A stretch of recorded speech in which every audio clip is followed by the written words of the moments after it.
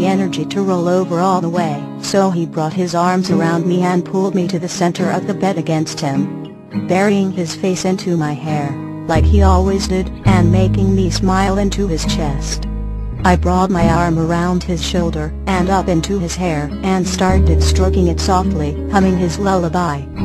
He sighed into my hair and relaxed his body, tightening his grip on me, then drifted off to sleep right before I did. It was a sleep that could only be rivaled by that first night. Deep and long. I awoke to a soft caress on the back of my head, fluttering through my hair. And even though I was groggy and disoriented from sleep, I knew it was Edward. I could feel his electricity. I smiled, and nuzzled further into his chest. I felt and heard him yawn into the top of my head. "Wake up. You're fucking lazy," Edward mumbled into my hair. But I could feel his smirk, so I had to chuckle, though it was a drowsy one. I stretched my legs, all tangled in his, but didn't let go. "What time is it?" I rasped. My voice still hadn't returned to normal. I felt Edward pull away and I frowned, but just as I was about to open my eyes and get up, he put his arm back around me and pulled me back to his chest. 10:30. He whispered, burying his face back into my hair. I sighed with a smile, thankful that for once he came back when he pulled away, and I put my arm back around him and gave him a tight squeeze. Edward resumed stroking my hair. "How are you?" he asked in a whisper into the top of my head. I smiled into his chest.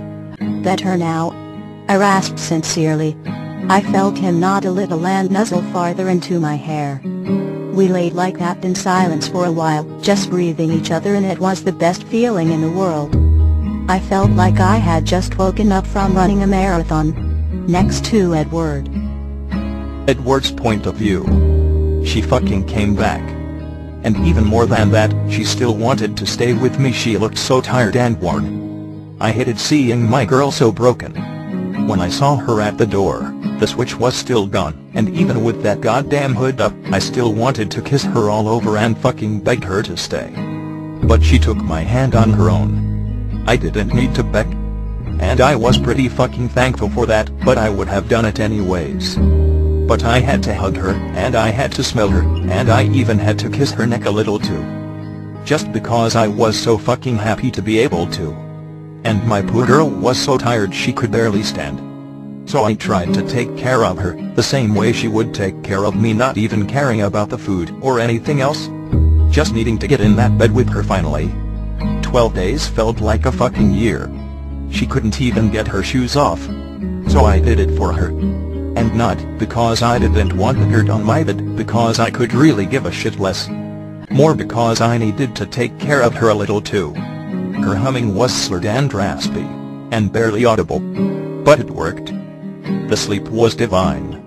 Having the real flowers and cookies and humming just did it for me. Maybe it was fucking stupid and childish, but it was impossible without Bella. Then I woke up first. And waking up next to Bella and watching her sleep was one of the best moments in my entire life. I was confused about everything. Happy to have a routine back, but fucking confused.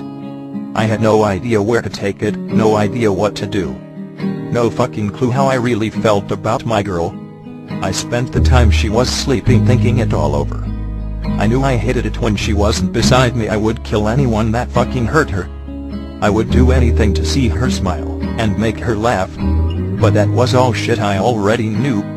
I never thought much of it because she was the routine. Without her, it didn't exist. But now the fucking switch was gone, and I was afraid there was more to the whole thing than I was letting myself see. And I didn't know how Bella felt. I knew she kissed me, all on her own. And I knew the look she had on her face when she did it. And I had no way of knowing if she did it just to distract herself from all the bullshit that was going on, or because it was me, and if she was doing it because it was me, I was fucking clueless. Because that would mean Bella had feelings for me beyond that of our usual fucked up situation. Because there would be plenty of little signs and clues over all these weeks that I had completely missed while I was trying to keep the switch off. And by the time my girl woke up, I was no closer to any solution or conclusion on either subject. and I figured I could just come out and ask her what the fuck was going on, and I could probably run away from whatever she told me, because I was scared shitless that it would ruin everything. And if I really needed to, I could fully appreciate the fact that I was completely and entirely dependent on her. Not just her company, or her fucking delicacy food, or the fact she made me sleep, but just her. That was some scary shit.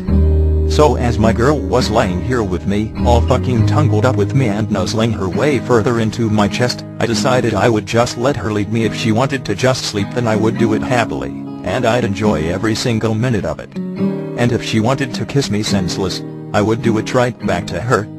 Because the switch was gone, and my girl was beautiful. Edward. Bella rasped into my chest. Her voice sounded awful. Like she has spent the entire 12 days crying. She was so fucking nuzzled into my chest that her nose was poking the shit out of me, and I didn't care. I just nuzzled further into her hair, letting her lead me. I hummed, taking in a deep breath of all the flowers and cookies I had missed. Your sketches were beautiful, she whispered quietly. And I kind of fucking grimaced, because they really weren't. At least not compared to the people in them. You're very talented, she concluded with a nod into my chest. I chuckled a little, because I really wasn't, but I was glad to hear her say it nonetheless. Thanks. I rolled my eyes into her hair, and breathed it in some more. She did the same thing to me, breathing deeply. I could feel her against my chest when she sighed. Do you want it back? She asked quietly. And I just shook my head, because I wanted her to keep it. By that time, I was kind of wondering when I should pull away. Or if she even wanted me to. It didn't seem like it. But real life was waiting for us, and if I was going to explore all these confusing feelings with my girl, I couldn't get us in trouble before I even got a chance. So reluctantly, and with one more big breath of her tangled brown hair, I rolled over. She kind of clutched onto me, and frowned a bit, but I had to fucking do it. I shrugged at her frown. This me's going to fucking freak if you don't get home soon, I explained, which was definitely true. Bella nodded glumly, and finally rolled over, and out of bed. I watched her shuffle to the bathroom drowsily. I had her hair all tangled up and sticking up everywhere. So fucking cute. She spent 10 minutes in the bathroom, like always, and I was hoping she took notice of the fact that her little blue toothbrush was still here, sitting in that toothbrush holder next to mine. And she must have, because I heard the water running, and figured she was probably using it. I was hungry.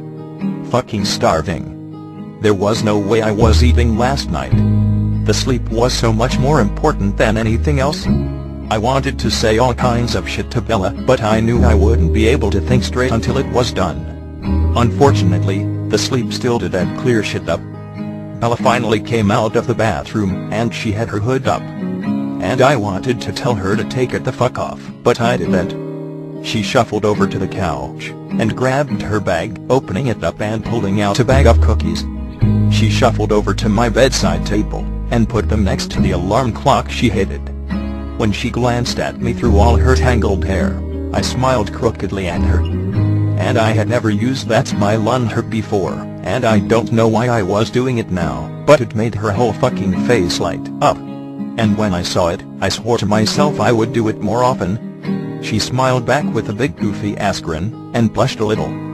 I snickered at her, because she always blushed at the stupidest shit. So she rolled her eyes, still fucking grinning like mad, and walked out the door. Once she was gone, I snatched that bag of cookies up, hungry, and needing to see what her day was like yesterday after she got home. The little white rectangle said, "Cocoa Hidden Middles." And I fucking snorted at the bag.